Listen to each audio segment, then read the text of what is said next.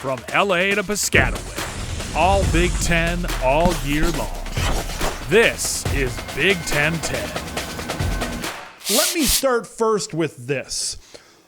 A couple of days ago, we all heard the news. It was reported that Keandre LambertSmith sounded like his intentions were to enter the transfer portal. It looked like he was on the roster that the media gave to everybody at the spring game, and then everybody was on the edge of their seat, waited with bated breath, and he didn't run out of the tunnel. So it sounds like he is making his way out of State College.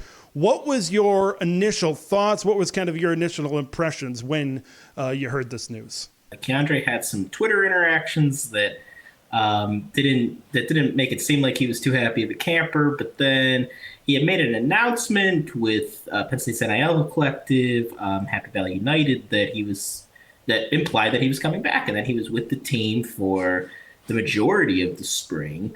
And then in the last week or so, you started hearing from insiders that he might not even be with the team anymore. And then Blue White Illustrated, on their podcast, they actually reported that his locker was cleaned out.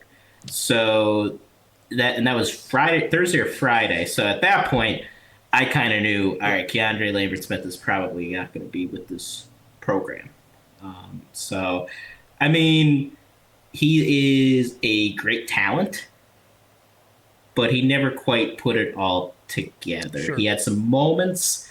We all remember the Rose Bowl. He has the longest reception in Rose Bowl history, the first game against West Virginia, but he's never been a consistent enough player, and it's too bad because he's got all the talent in the world. Moments. That's a good way to, I think, to put it. Is you've seen kind of flashes of brilliance here and there, but sometimes it hasn't really all come together sometimes to get that 1,000-yard season or whatever to really be that star. And wide receiver has been a position of note for Penn State. Obviously, they grabbed Julian Fleming in the transfer portal, and this is going to really segue into what we saw in the spring game.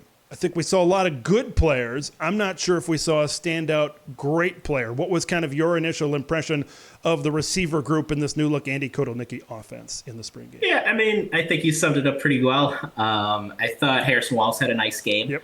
The thing with him is when he plays, he's good. He's a good player. But he's injured quite a bit. I believe now James Franklin doesn't talk about injuries, but I think it was whispered at least that he broke his collarbone last season. Played a little bit in the bowl game, and then I think he tweaked it again. And the problem with him has always been staying on the field. Julian Fleming is a good player. People in the Big Ten are very familiar with him, but has he ever shown anything that makes me think he's the number one receiver? No, not a national championship. Would trying to be a national championship contender. He hasn't shown that. He showed that he could be the third or fourth guy on a really, really good receiving core, but I don't know if he's a one. So Omari Evans is another guy who's very talented. Didn't do a whole lot in the blue-white game. Kaden Saunders had a couple nice catches. But yeah, there's a lot. It's not really even a talent issue per se. Like, people kind of talk about our Penn State's receiving core like it's Air Force quality, right. And it's not. It's more development, and the development is just not happening with them. Well, I'll say this, because I think Penn State is set to kind of open the box. Maybe Mike Yurcich, in his reign, everything kind of felt boxed in a little bit. And now with Andy, it feels like it's about to get a lot more creative, dynamic, etc. We all know what comes with. Just look back at the film at what Kansas had looked like. Illinois fans here in the Big Ten know all about that in that non-conference game last year. And it feels like he's about to open it up. And you look at the depth of this wide receiver room, and like you said, I think there's talent there. I think there's depth there, but maybe just opening up this offense is really going to bring this thing all together. Now, let's look at this offense in this spring game. Install. That is such a key word during this time of year, and we're getting it with this Penn State offense. What was kind of your impression from the offense as a whole from kind of 10,000 feet up in the spring game? Yeah, I mean, there were definitely some clunky moments. That I don't know if you saw it, the very first play of the game, the kickoff, it was fumbled. Yep. And then the first time with what's probably going to be the first team offense, fumble on the exchange. So you did see some spring things that weren't ideal. I thought the run game looked promising. Keep in mind, Kaytron Allen has been hurt the whole spring. He's supposed to be all ready to go for summer camp, but he was hurt the whole spring, so he didn't really participate much.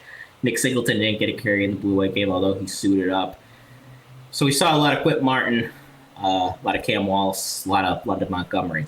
So I did think the run game looked all right. Offensive line had some good moments, some bad moments, especially in pass pro, but Penn State was also missing Drew Shelton, who's supposed to be Oj Fashinu's replacement, and Sal Wormley, who's a sixth-year senior, and is going to be, in all likelihood, the starter at right guard. So some good moments, some bad moments. I thought Drew Aller, though, now the wind played a big factor, but I thought the one thing I'll say about him is he did look more comfortable. He didn't look like, as you said, robotic as he did last year with Yursich. It didn't always look like he was feeling himself out there, and I felt like he looked a little more comfortable yesterday, although he was not accurate. He was completed under 50% of his passes, although very, very windy day. Let's head to defense because, man, another year, you sub out a defensive coordinator, Manny Diaz, you bring in former Indiana head coach Tom Allen, and it looks like almost business as usual on defense. They looked really, really good on multiple levels of the unit. I want to first start up front because we heard about Abdul Carter switching from linebacker to defensive line. He approached the coaching staff, Coach Franklin and Coach Allen, said, hey, this is something that I want to pursue. This is something that I want to do. Coach Franklin in the spring said maybe he was on a little bit on the heavier side for a linebacker, so the transition to defensive line made sense in that respect, and I see him coming off the edge like a bolt of lightning, and I'm sure you guys in Nittany Nation, it gets you excited a little bit for another fantastic defensive line. Of course, Dan Dennis Sutton and others. I saw the depth on display in the spring game as well. What was your initial impression of some of the great timing that we saw? I think he got a flag once, Abdul did, maybe a little bit too quick, but what was your initial impression of seeing 11 coming off the edge? Yeah, he's going to be fine. That transition is going to be just fine for him. He was going up against a true freshman. Got to keep that in mind. But just that quickness, it's a lot like what we saw from Chop Robinson last year. And the thing is, Chop Robinson's probably about 10 pounds lighter, I would say, than Abdul Carter.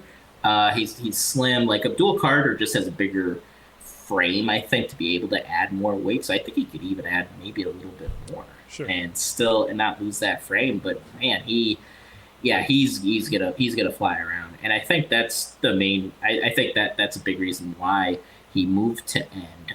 Like when he played linebacker, he was okay. He was okay in pass coverage, but now he doesn't have to sit and process like you do naturally as a linebacker. He could just ball snap, go get the quarterback, and that's gonna be really exciting to see. And one of the great mysteries of Penn State football is what would 2020 be like with Micah Parsons? Yeah. And you might have saw Mike in a very similar role. I mean, we'll never know. But that's a great mystery. And I think we're going to see kind of a snapshot of what that could have been like a little bit. I'm not putting Abdul Carter in Micah's category, but you could see a little bit of a picture of what that would have looked like if global pandemic didn't strike. Now, one big thing, let's switch to the back end of this defense, the secondary. Losing a lot of guys. I don't think there's any doubt. What Penn State has had the last handful of seasons, when you go back to Joey Porter Jr., when you go back to Jair Brown, and then you look at this past season with Johnny Dixon and Kalen King, they've been some of the best back there in the secondary. So there's a lot to replace, but I look at the spring game, and I think they played pretty well, because this is the thing about spring games is, well, the offense doesn't look great. Oh, but coverage looks really good. You know, those are those matchups that kind of go hand in hand sometimes, and you saw it on display here. A.J. Harris coming over from Georgia, I thought looked really good in man coverage during this spring game as well in this showcase. Of course, Jalen Kimber coming over from Florida. What was kind of your takeaway from the secondaries and DBs in coverage? Yeah. The cornerbacks, I mean, when you have three guys who are all going to get drafted as corners, that's going to be tough. That's going to be tough to replace. But A.J. Harris, his recruiting comp, actually, according to 24/7 Sports, was Joey Porter Jr. So he's going to fill in that big physical role that Joey Porter Jr. brought to us a couple seasons ago, and then he just had an outstanding season with the Steelers. Yep. Jalen Kimber played a lot of football in the SEC, and he's gonna obviously be a contributor. He actually surprised me with how well he played on Saturday. I thought he played very, very well. Zion Tracy is another guy, true freshman last year. He played a lot in the bowl game. Didn't play all that well, but he was playing against some of the best receivers in the SEC at Ole Miss, and Kalen King and Johnny Dixon both opted out, and that really put them in kind of a tough bind. Cam Miller's another guy who's going to play a lot. So yeah, I think in the long run they're going to be fine, but I mean it's really a strap in and get ready, because West Virginia is the first game on the schedule, and they have to go to Morgantown. Thanks for watching Big Ten Ted, where it's all Big Ten all year long. Make sure to like the video to spread the word of Big Ten Ted to the masses, and subscribe to the channel for updates on Big Ten content that drops every day.